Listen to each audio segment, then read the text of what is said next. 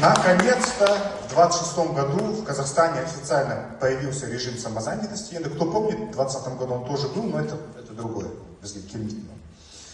Теперь, что это, если простым языком, по-простому говорить, теперь в 26 году наши участники смогут получать вознаграждение без открытия ИП. Вы знаете, что на Жылдан-Бастап налоговый кодекс было немало изменений. Повысили налоги, если совсем простым языком говорить. Сейчас общеустановленный режим 10% платит. Ориентировочно, я думаю, что в марте месяце мы уже сможем запустить самозанятость в Атоме, и тогда процентный налог будет стандартный 4%. Вот.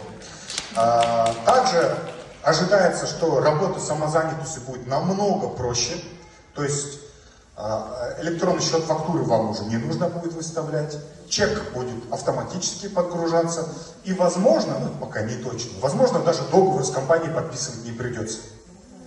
Вот. Сейчас мы с юристами по этому поводу консультируемся.